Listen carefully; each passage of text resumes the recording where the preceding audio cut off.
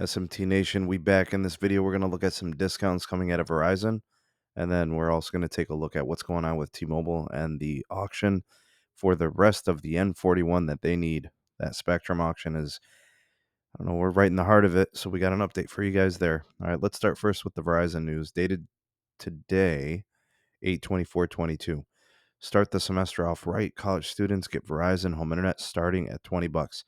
That sounds like a pretty good deal. That sounds like a pretty darn good price. All right, so fast, reliable Fios internet, no data cap, annual contracts, extra fees, or equipment charges. Now available to students at a price you can't beat. All right, so it looks like what they're going to be doing is for all those college students out there that are within the Verizon Fios footprint, you qualify based on location, get access to their fiber optic network starting at $20 per month with auto pay and select 5G plans. Okay, so this is pretty good. That's a nice little discount. If you're paying $20 for an internet option, an ISP providing at that price is pretty competitive.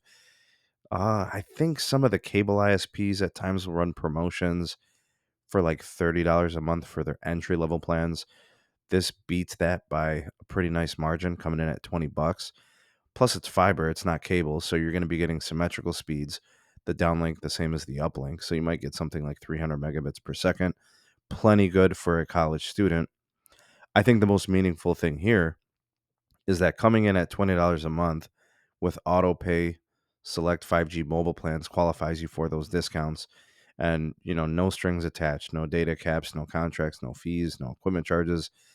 Keep the price. It says guaranteed for 2 years. I wonder what happens after that, but it's a nice way to save some money. Now, this you have to verify that you are enrolled at an accredited university. You do that, and then you're good to go. And even if you don't qualify for the Fios because of address, it's not available at the location, you might qualify based on the cellular version, the Verizon Home Internet. They do an LTE and 5G home internet product. More likely, you're probably going to qualify for the 5G home over C-band, possibly millimeter wave. They're doing quite a bit with that build. You can get that for as low as $25 per month. You put it on auto pay and have a select 5G plan as well. Kind of same stipulations. And more of these discounts are now being made available to teachers and students. I think they're either $15 or $25 a month off the service. It depends on the service you get, whether it's the wireless or the Fios. But there are a couple of discounts people can qualify for on Verizon. Definitely not as bad as I think some people say it is. I think a lot of people have a problem with the premium wireless plans. But in terms of the home internet options, they are pretty competitive. But you do have to dance with them and have the wireless service, the traditional mobile, to get these discounts. So just throwing it out there. This might interest some of you, might qualify for it. Looking for a change up with a different carrier, this might be a good option. Comment down below on those deals and those elements there. All right, let's talk about this next piece, transitioning over to this Fierce Wireless article. I'm going to link both of the articles from today's video, by the way. Find those in the description box. All right, the 2.5 gigahertz auction has officially topped $400 million in gross proceeds. This is dated from today, an update as of yesterday, I believe. So as of 8/23 is what this commentary is based on. All right, so for those of you that don't know who Sasha Javid is, BitPath COO and auction analyst, he's probably the most knowledgeable person when doing the analysis on a lot of these spectrum auctions. He follows them very, very closely. He's got a website. I read his stuff all the time. His commentary, I think, is very tight, very close to the pulse. And in speaking about the 2.5 gigahertz auction, which is the 5G UC version of the 5G network for T-Mobile, right, with N41, EBS, BRS, he's predicted that the auction was going to barely exceed 300 million, which gave us the impression that, T-Mobile is going to get a lot of this stuff on the cheap.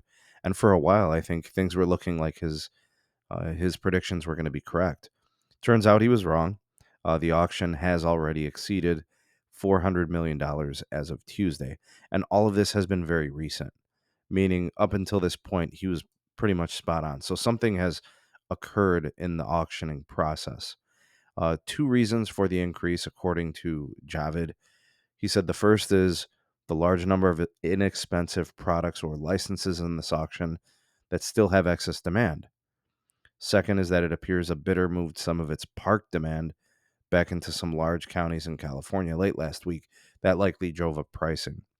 So no, there's no way to tell who it is because everything remains concealed and shrouded in secrecy while it's going on with the FCC.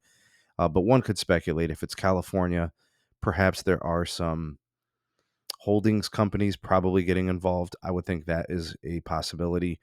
I also think, based on this article and some of his commentary, I think also it could be maybe less likely Dish. I don't think they have the money to really play here. They've got to build out a network. I just don't see that happening. But I do think that regional players could be involved, and I'm not saying necessarily just on the California piece, but these licenses that are offered, these white space licenses, are very attractive to regional fixed wireless access players. Very different than, say, for example, what we saw with the C-band auction, which you have these massive PEA licenses, which it just prices these companies out.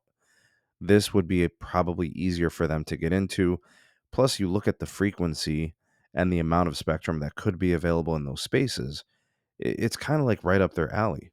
All right, so I would not be surprised if some regional fixed wireless access players did get involved and that increased or kicked up the demand.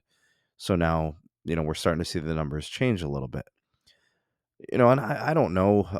It says here bidders have decided that certain counties like Cook County, which is Chicago, Harris County, which is Houston, have too little unencumbered spectrum or white space to bid on. Nevertheless, counties in SoCal, which are only slightly less encumbered, have attracted bids.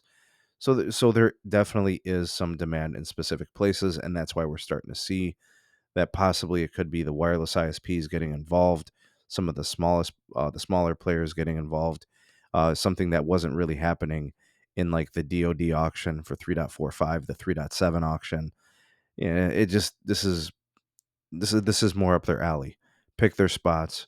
Maybe they can offer the service over that fixed wireless access option, and it'd be good for them. So basically, at this point, it looks like T-Mobile's going to have to kick up the spending in order to get it. And actually, I this is why I think T-Mobile is not going to get 100% of these spectrum licenses in the 2.5. It's because some wireless ISPs will be willing to pay top dollar to get exactly what they want. They can monetize their wireless ISP networks, fixed wireless access networks, and generate some revenue as a company and serve those communities. And T-Mobile would have did the same. They're building out. They're offering their 5G home product. So to me, I don't really have a preference whether it's T-Mobile or a regional ISP. It makes no difference to me. This process, this auction, the setup, the structure, it's like this for a reason. If I think if T-Mobile walks away with 95+% of the spectrum, I think that's a win, right? It's a lot cleaner for them. They already have all the spectrum already. It makes total sense. If some regional ISPs get some here and there, so be it. So T-Mobile misses out on 20 or 30 megahertz of it. So what? Maybe 40 megahertz. No big deal. They've got DoD. They bought some of that. They bought some C-band as well.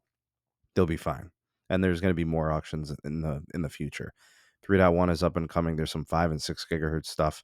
12 gigahertz is probably going to be something they'll get involved with. There's millimeter wave they can build out. They can do all these things.